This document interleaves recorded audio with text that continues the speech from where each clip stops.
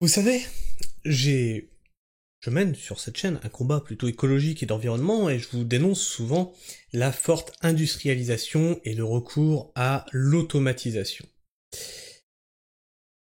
Et d'après vous, à quelle vitesse ça peut dégénérer? Vous savez, avec les IA, je vous ai souvent dit qu'on était à une époque charnière de notre société, un peu comme au moment de la révolution industrielle. Là, on a des IA maintenant, et je vous ai dit, tu sais, voilà, on est à l'époque charnière, il peut se produire la même révolution que lors de l'ère industrielle, même peut-être en pire, hein, ça va complètement chambouler et restructurer, déstructurer peut-être notre société. Et aujourd'hui, dans les champs, ça y est, c'est fait. On a des robots maraîchers. Alors, c'est pas une nouvelle, c'est pas une nouvelle. On a déjà reçu, nous-mêmes, des prospectus pour des robots. Alors ce qui est intéressant, c'est la communication qu'il y a pour le patron et pour le grand public. Toi, on t'envoie un prospectus, tu es patron. Qu'est-ce qui est dit? Machin, le robot il peut faire tout ça, il peut mettre les bâches tissées, il peut arroser, il peut désherber, voilà, il travaille 24 heures sur 24. Économiser sur la main-d'œuvre. Ouais. Voilà. Donc pour le patron, c'est économiser sur la main-d'œuvre. Et sur le site grand public, c'est gagner en productivité. Ah oui, site grand public, je pense bien que l'ouvrier agricole, il pourrait y aller dessus. Hein. On va pas dire remplace ton ouvrier sur un site grand public. Voilà, tu vois le double discours déjà. Quand je vous dis qu'on est vraiment sur un monde de merde qui méprise les ouvriers, je ne rigole pas. Et aujourd'hui, des robots en renfort pour la filière maraîchère. Ça alors, qui l'eût cru? Planter, désherber ou récolter des fruits et légumes nécessite de la main-d'œuvre, qui coûte de l'argent, et qui peut pas travailler 24 heures sur 24, et qui pourrait tomber malade, mesdames, messieurs. Les technos de robotisation viennent au secours d'une filière qui peine à recruter. C'est surtout que si vous les payez pas, forcément ils veulent pas travailler. Bah oui, c'est logique. Au bout d'un moment, c'est quand même un métier difficile. Au milieu... Attends, je vais agrandir un petit peu pour que vous voyez bien. Toc. Ah, ça rétrécit, disons. Au milieu d'un champ à Saint-Nom-la-Bretèche, en Yvelines, se dressent deux serres en plastique. De l'extérieur, impossible de savoir qu'elles regorgent de technologies de pointe développées par Neopharm. En français dans le texte, la nouvelle ferme. C'est beau, on dirait du veau. Cette start-up, encore une, la Startup Nation, fondée en 2018, cherche à industrialiser la production de légumes biologiques. Un modèle agricole gourmand en main-d'œuvre, reconnaît son directeur général. Donc, puisque c'est gourmand en main-d'œuvre, on a décidé de virer la main-d'œuvre et de capitaliser là-dessus. Ils sont magnifiques. Thibaut Millet-Tonnet, c'est le nom du directeur général, alors que le secteur manque cruellement de bras. De fait, les travailleurs saisonniers locaux sont de moins en moins présents, les maraîchers ont du mal à les fidéliser et doivent se tourner vers une main-d'œuvre provenant de pays de l'Europe de l'Est ou d'Afrique. Face à ces problématiques, alors moi j'ai vraiment du mal à comprendre qu'ils aient du mal à recruter. Pourquoi je vous dis ça? C'est con parce que comme je suis dans le métier, tu me la fais pas. Quand on arrive vers mai, t'as pas idée du nombre de mails qu'on reçoit de personnes qui arrivent justement des pays africains, qui te contactent pour dire « je cherche du travail ». Alors moi j'ai du mal à comprendre que tu n'arrives pas à trouver de la main-d'œuvre. Ça c'est une excuse pour dire « je robotise ». Parce que de la main-d'œuvre, en fait, t'as même pas besoin de la chercher, elle vient à toi. Et tu me la feras pas. Vu qu'on est une toute petite structure, nous on peut rien prendre du tout. Et vu la quantité déjà qu'on reçoit, les grosses structures, j'ose même pas imaginer le nombre de mails qu'ils reçoivent. Les maraîchers ont du mal à les fidéliser et doivent se tourner vers une main-d'œuvre provenant de pays de l'Europe, de l'Est ou d'Afrique. Face à ces problématiques, Neopharm a conçu son... Ouais, c'est une problématique. La problématique, c'est surtout que vous voulez plus payer la main-d'œuvre, en fait. Face à ces problématiques, Neopharm a conçu son propre robot, un bras télescopique qui se déplace dans toute la serre sur des rails en aluminium fixés en hauteur, pour répondre à la pluralité des tâches du maraîchage. Il est capable de s'équiper et se déséquiper lui-même de différents outils entreposés sur un rack de rangement. Balai niveleur, bineuse, planteuse, rouleau tasseur et microculteur. Une preuve de son efficacité, avec la planteuse, 200 salades sont mises en terre en 5 minutes, contre 1h30 si la tâche est faite à la main. Et là, tu la vois. C'est ça qu'ils veulent. La rentabilité. Alors, je vais vous reparler de mon passé en usine. Investissement, 10 millions d'euros, qui a été fait dans cette usine. 10 millions d'euros pour une nouvelle ligne de machines numériques. Vendue pour être capable de tourner avec un bonhomme. Ça prenait 1000 mètres carrés, le truc. Un bonhomme, 1000 mètres carrés pris au sol. Une productivité multipliée par 5, là où, pour la même production, il te fallait 10 bonhommes. Est-ce que tu comprends le truc? Enfin, pour le même type de travail, il te fallait 10 bonhommes pour la quantité 1. Et là, avec un bonhomme, tu multiplies par 5. Donc c'est le travail de 50 bonhommes. C'est ouf, hein? C'est comme ça qu'ils réfléchissent.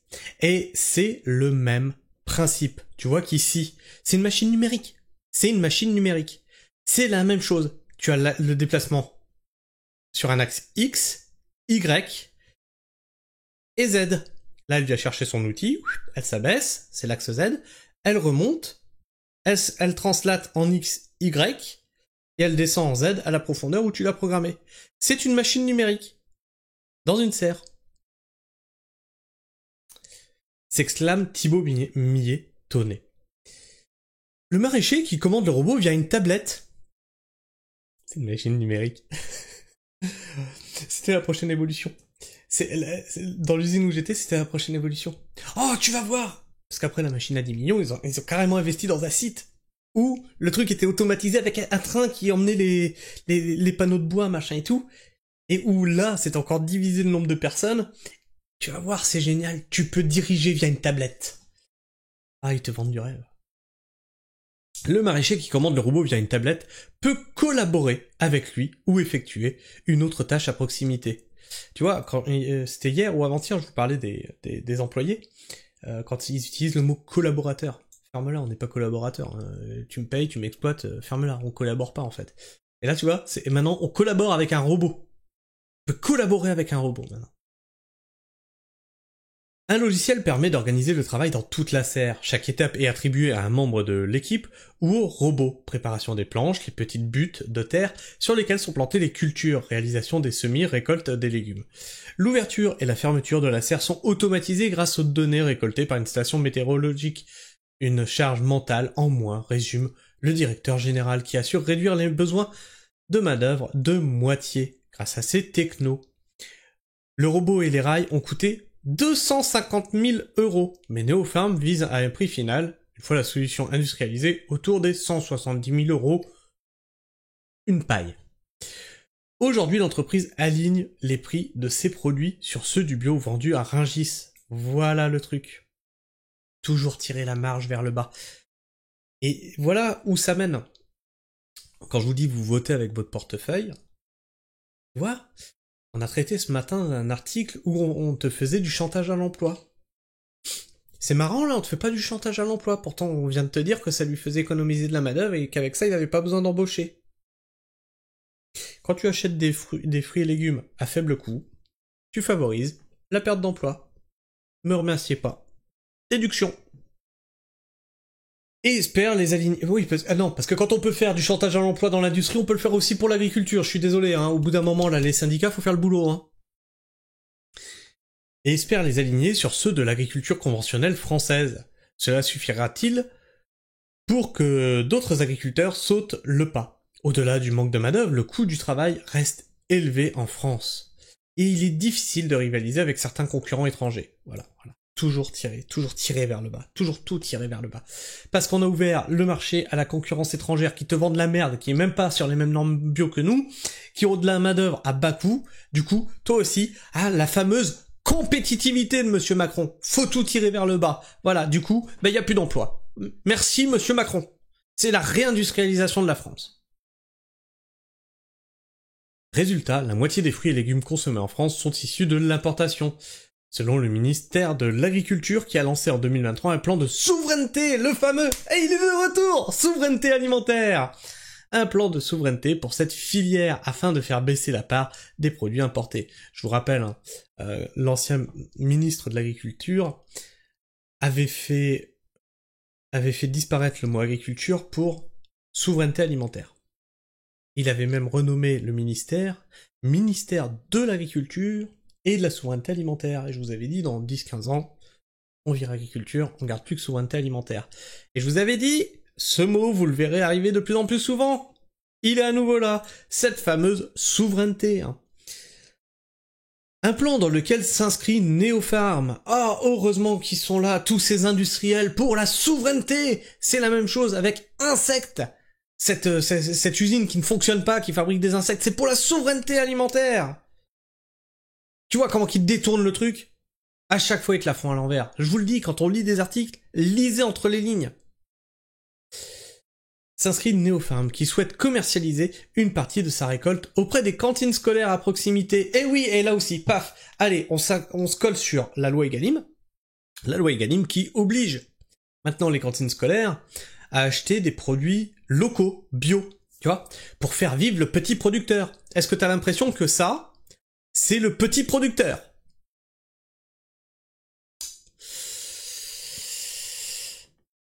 Et paf, on industrialise, et les industriels colonisent toutes les strates.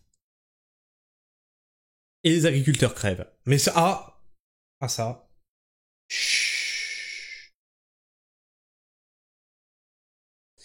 Les cultures sous serre privilégiées. Afin de renforcer l'attractivité de la filière, Neopharm propose de déléguer aux robots les tâches pénibles et chronophages, mais aussi de mieux payer les maraîchers puisque le nombre de bras nécessaires est plus faible. Pardon, mais quand tu es capable de foutre 500 000 euros dans une machine, t'es pas vraiment maraîcher en réalité. T'es un grand patron. C'est quoi ton syndicat? NSEA? Allez, entre nous. Glisse Thibaut Malétonné. Des arguments... Ah, il te l'a glissé un petit peu, tu vois. Des arguments séduisants alors que la pénurie de main-d'œuvre est un sujet permanent depuis des années, souffle Régis Chevalier, maraîcher à la Planche Loire-Atlantique, et président de la Fédération des maraîchers de nantais.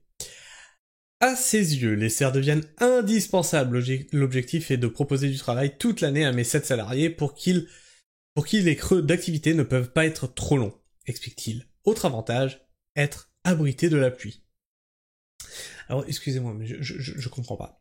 On peut aller voir, par exemple, les jardins de la Valette, où tu as Sylvain Couder, qui est maraîcher sur petite surface, 4000 m², il emploie 4 employés. Oh, ben, surprenant. Il fait du micro-maraîchage, et ça marche très bien. C'est la même philosophie qu'on emploie, mais on veut pas aller sur de l'embauche. On veut vraiment rester sur un modèle qu'on maîtrise à deux. Mais dites-moi alors, pourquoi, comment ça se fait? Comment ça se fait qu'on arrive à employer plus de personnes sur moins de surface que vous sur des énormes surfaces? Des serres en verre émergent aussi sur le territoire. Souvent chauffées, elles permettent de produire... Oui, là aussi, souvent chauffées, énergie, dépenses carbone, tout ça... Non, c'est bio, c'est bio. Elles permettent de produire des tomates toute l'année. Quelques roboticiens lorgnent ces cultures jugées idéales pour accueillir des robots. La start-up Esprid développe par exemple un robot d'effeuillage qui se déplace sur les rails fixés au sol entre les rangs de tomates pour couper 3 feuilles par plan. Elle facture aux agriculteurs le nombre de feuilles coupées, ce qui ne nécessite pas d'investissement préalable de leur part. Et pour être attractive, elle aligne ce prix sur celui du coût de travail humain. D'autres j'automatise le processus. 2. Je récupère la paye des ouvriers qui auraient dû le faire. Oh putain, ils sont trop forts. Mais merci la Startup Nation. Franchement, non, c'est magnifique. D'autres startups optent pour un business model et un marché différent. Nayo Technologies commercialise 4 robots de désherbage, l'une des tâches les plus chronophages mais essentielles au maraîchage. C'est sur elle que le retour sur investissement est le plus important pour les agriculteurs, explique Gaëtan Sévérac, son cofondateur. Pourtant, ce financement est jugé important et risqué, ajoute-t-il. Rien d'étonnant, le prix du robot varie de quelques dizaines de milliers d'euros à 200 000 euros. Alors, le robot qu'on nous proposait, le premier prix était à 10 000 euros. À 10 000 euros. Un petit robot qui ressemble à Wall-E. Je pense que si vous êtes un peu dans le maraîchage, vous voyez duquel je parle. Mais je l'annoncerai pas, puisque je suis tapé dessus, parce qu'après ils sont capables de foutre des procès. Hein. En fonction de sa taille. Un achat qui peut être rentabilisé en 1 à 5 ans, selon les situations. La récolte est l'une des activités qui demande le plus de main-d'œuvre. Si quelques robots spécialisés commencent à émerger, comme Silectis, dédié aux asperges, il reste rare, la tâche étant complexe à automatiser, étant donné la dextérité requise, surtout pour les fruits et légumes consommables, dits frais, dont l'aspect esthétique doit être irréprochable. Ça c'est pareil, je vous en ai parlé dans la semaine, le fameux standard, hein, qu'ils ont réussi à imposer, et que maintenant dans l'inconscient collectif des gens, ça doit être esthétiquement beau, et d'une couleur vive, et la tomate elle doit être ronde, il n'y a pas d'autre forme possible bien sûr. Précise Stéphane Durand, responsable de projet à l'association Robagri. Plus que des robots autonomes, ce sont des solutions robotiques qui voient le jour où le robot suit l'humain pour récupérer les fruits et légumes qu'il récolte. Non, il remplace l'humain, arrête de te foutre de notre gueule, merci bien. Mais chaque investissement compte, les marges sont faibles et le secteur est très peu protégé des importations, donc très sensible aux coûts de production de main-d'œuvre. Rappelle Stéphane Durand, de quoi freiner le passage à l'achat si les bénéfices sur le long terme ne sont pas évidents. Alors, exemple, tu vois, on a sur notre secteur un énorme groupe de maraîchage qui ouvre des magasins un peu partout. Et sur le secteur, ils ouvrent des magasins vraiment un peu partout. Et là, ça devient très merdique, parce qu'en fait, partout où il y a un marché, ils ouvrent un magasin à côté. Ce qui fait qu'ils sont en train de tuer toute la concurrence. Et eux, tu vois, ça, bah, ils pourraient. C'est pas le maraîcher qui vit avec 700 € par mois. Là, on parle d'une énorme structure qui a des centaines et des centaines d'hectares et qui ouvre ses propres magasins. Et qui fait exprès de s'installer à côté des marchés.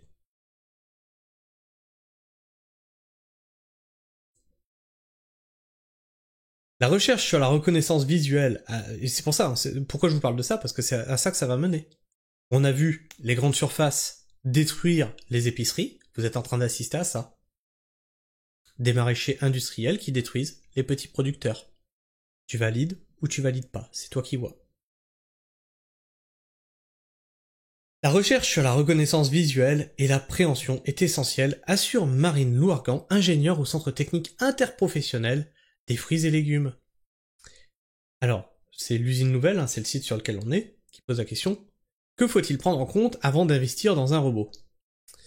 Le rapport coût-bénéfice est important. Encore faut-il savoir ce qu'apporte un robot. Gain économique, réduction de la pénibilité, meilleure organisation du travail, amélioration du rendement, qualité des produits dans la filière fruits et légumes. La rentabilité n'est pas si simple à évaluer en raison de la diversité des produits. Quels défis les roboticiens doivent-ils relever ? Aujourd'hui, les robots sont capables d'effectuer des tâches relativement simples. Il faut encore travailler sur la manipulation et la réalisation de tâches complexes. La recherche sur la reconnaissance visuelle et la préhension est essentielle pour la récolte.